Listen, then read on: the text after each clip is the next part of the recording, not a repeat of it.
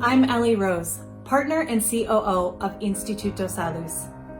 At Salus, we believe educating and training nurses and emergency responders is one of the greatest challenges of our time. I'm learning, and every time I go to Instituto, I have a little bit more to say. But when I listen to the students, I wish I could tell you the feeling that I have inside of me because I have so much to say, and I can't. So today, I want to take the time to talk directly to the student.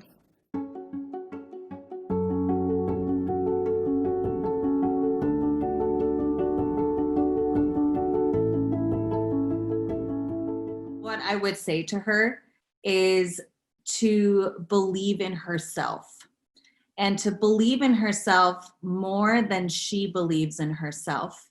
And the only way to do that is to get feedback. And I tell this to many of the girls that I work with. They say things like, well, I can't do that, or nobody likes me, or just these comments. And what I say to them is, how do you know that? Who told you that? Who told you you couldn't be a nurse, or you couldn't get your degree, or that you couldn't impact the lives of others, or you couldn't make more money? And they don't really have an answer. And so I often encourage the girls that I work with to go get feedback and ask questions. And when they become inquisitive, that's when I really see things start to move. So if I had 2 minutes with a girl in an elevator, I would absolutely say, go ask some questions and go get some feedback and find out what your true reality is, because in my mind, they're brilliant and they need to learn that for themselves.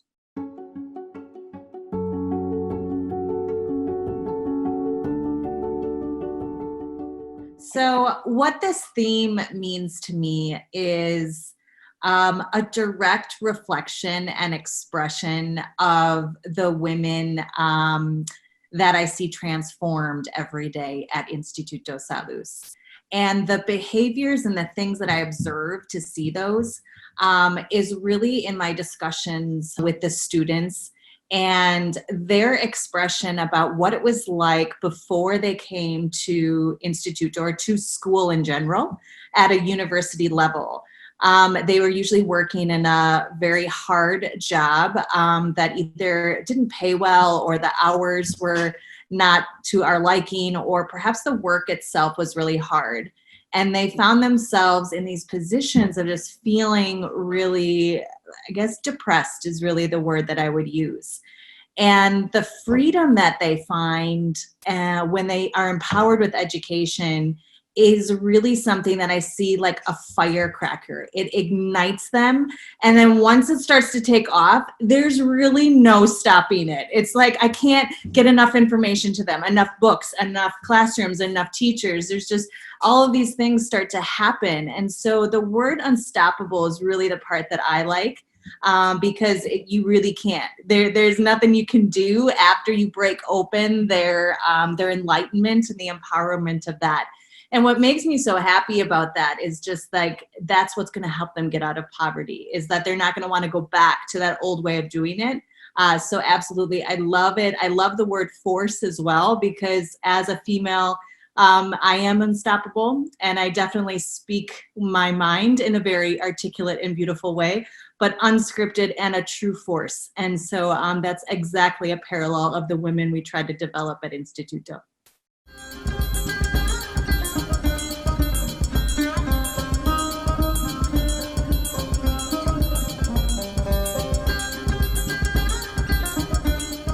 I think just being born a girl in India itself is considered a problem. In India, girls are devalued and there is a preference for sons, and hence, whether it's at health or education, she's always going to have a backstep. Being a girl is a struggle. So what we really want to do is work with adolescent girls from marginalized communities. We want to catch her before she drops out of school and give her information and skills so she's able to negotiate, she's able to stay in school, delay marriage, delay pregnancy, find a career for herself. So from becoming a burden, she becomes actually a contributing member, and she sees the value in that for herself and for her community. I realized that I naturally gravitated towards working with girls. I saw in them a power, if tapped, could be transformational not just for her but for communities as a whole. But for a long time, I quelled that voice because I thought an angry feminist like me cannot work in the areas of gender. But I decided to show up and listen to that voice, and then began my transformation of showing up for others. This has translated to the voice of thousands of girls through my organization, Voice4Girls.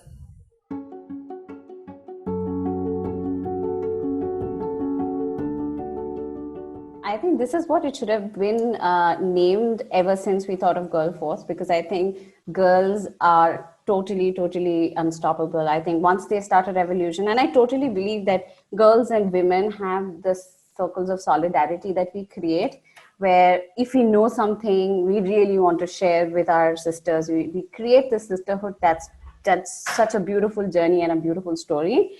And it happens unscripted, just like a theme. And once it starts, it widens and widens and widens and widens. So it's just unstoppable. So Voice4Girls has worked with maybe directly about 85,000 adolescent girls and a few boys, but mostly adolescent girls. And they have reached out to, I don't know, millions, and the numbers are just still just trickling in.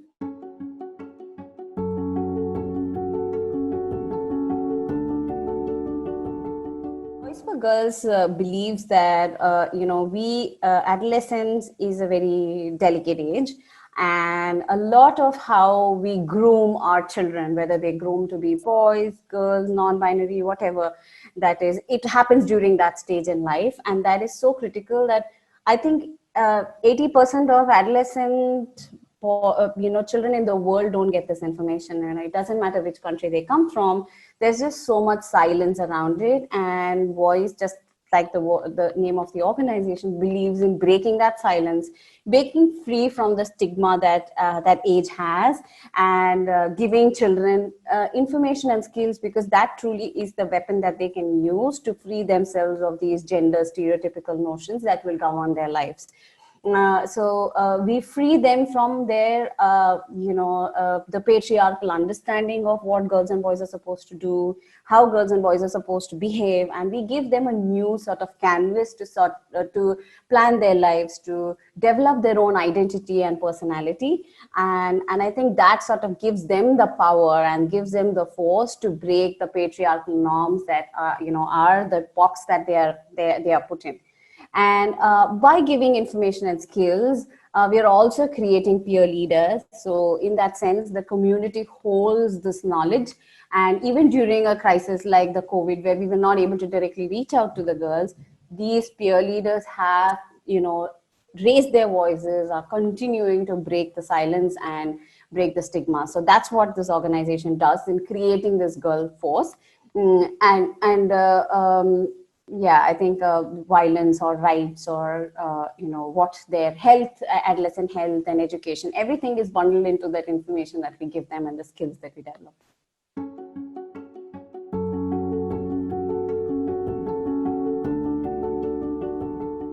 So what we are trying to break is the social and cultural expectations that the community has from these adolescents, whether they are girls or boys.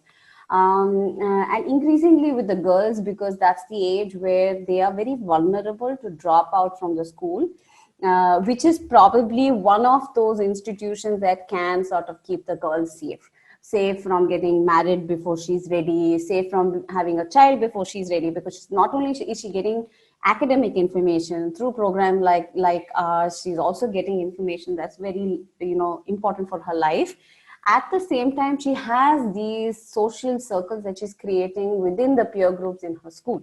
Now, all of these together create the girl force. And Voice has been able to keep that together, because that truly is the story of the social change for her. And we've seen that across the world, the pandemic has caused the breakdown of these structures, because girls don't have access to school, girls don't have access to technology where they can reach out to their friends or their teachers. And we've seen that there is an increase in violence, there is an increase in, say, early marriages. In fact, it has set back the work that we've done for a few years now. So Voice believes that if you whole communities and these peer leaders within the communities, they're embedded within the communities, there is a way to accelerate the change, because it does not need to come directly just from voice. Now, by empowering these adolescent girls and making them peer leaders, making them suckies, as we call them, as friends, they have been able to challenge when parents have come and said, you know what, I don't think you can go back to work, education, why don't you work? Or, you know, let's just get you this boy who thinks, you know, who may be great for you and you can marry later. But they're like, no, right now I want to focus on my education. And not only are they advocating for themselves, but their cousins and their friends. And we're hearing all of these stories surface from our networks. So I think that's how we are able to accelerate the change, because it's not enough in the world that we live that we're doing these small programs. Scale is actually really the critical, you know, game changer in this equation. And the other way we've been able to do this, Loetta, is really by working with the government. Okay, it's the most challenging, it's the most difficult to do that, but it is the most rewarding, because at least in developing countries like India, the most vulnerable access government systems and the public schools or the public funded schools are where most vulnerable girls will be studying. So unless you work with them, there can never be accelerated change. So I think that's been truly the story where we've been able to create those networks, able to create those partnerships, very important partnerships with government-based organizations to be able to reach scale.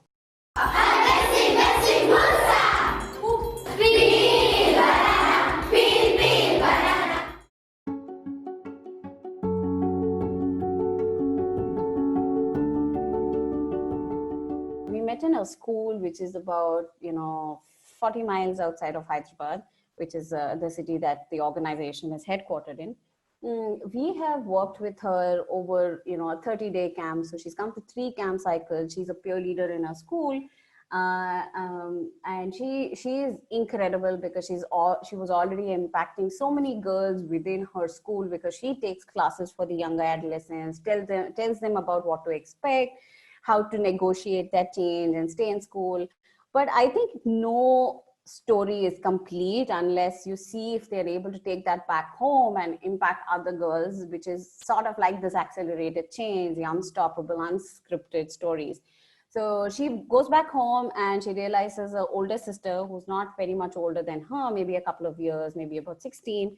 Her parents were, talking about marriage and had her already engaged to this boy, and she stops going to school. And she not only just negotiated with her parents, she said, and she used the information we gave in the stages that we said we should, because negotiation is a skill that we develop in them, where we say, it is important that you don't, it's not a conflict, because parents also at some point want the best for you, and they're trying to do what they can as best for you. And in their story, the best could be to find this really good guy to have you married. So, but how do you negotiate with your parents to say that, you have rights, and this is the act that, there is an early marriage act which protects children, girls from getting married before she's 18, and what sort of helplines.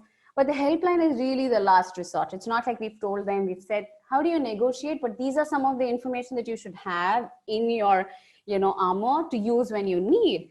And she said that, she really didn't even have to go to, I'm going to call a helpline. She said, I was able to negotiate with my parents to see the other side of why my older sister shouldn't get married, because she says, it's not the right age. She's really good. She should have a career of her own. She should find education that, interests her, because then she can contribute to the family that she's going to marry into, and she's not going to be dependent on this boy. She's going to get married.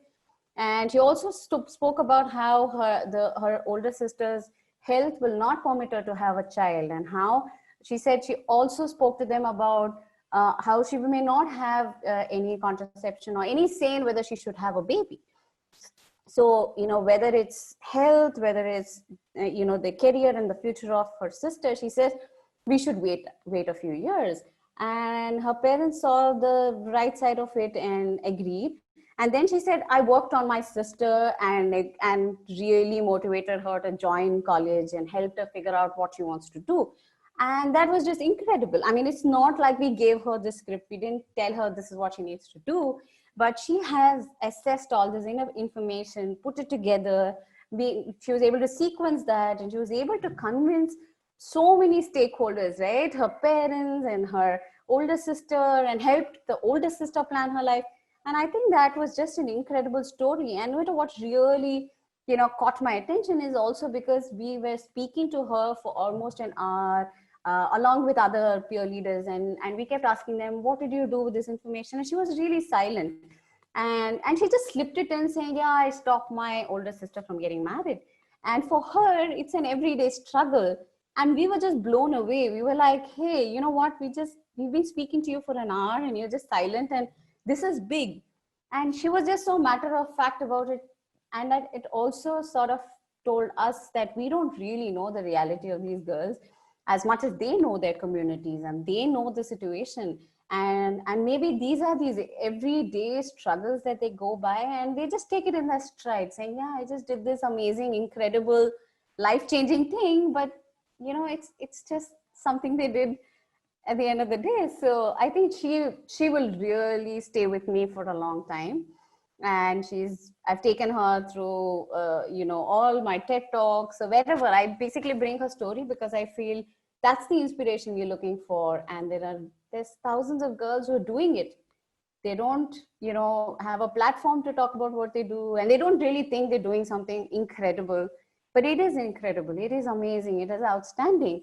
And that, I think, is the power of girls, to just pick themselves up and then do what it is and just keep moving. She's a super girl. She doesn't realize she has this cape, and she doesn't realize she's doing and saving so many lives and impacting so many lives, but she's just doing it.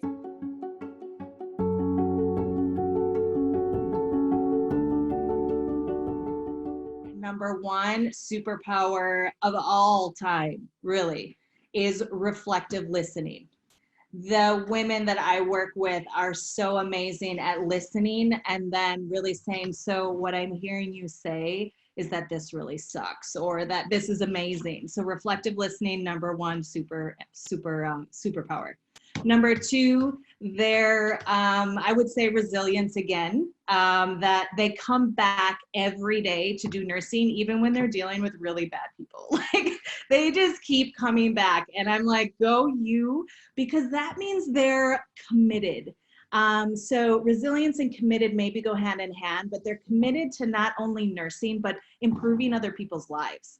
And so that, to me, is an extraordinary superpower. Bravery, incredible strength, unstoppable, and inspiring. So that's all we do. I think we just give the right conditions for the seed to germinate, and then we just see the plant grow, and it grows into this beautiful tree, and it becomes their own stories then. I mean, right? So I do believe any social impact work is about being that catalyst in that person's life or the community's journey, and we are just catalysts, right? They have the knowledge, they have the wisdom, they're brave to do so much that I can't even imagine. But they just needed somebody to bridge that gap and give that, be that link. And that's all we do. We just basically that bridge. And they're doing all of this there on their own. I cannot even say that voice has stopped that marriage of that girl, because we didn't. We only gave this girl information. It's important. We did a really important role. I'm not underplaying what we did, but look what a beautiful story she created out of that, right?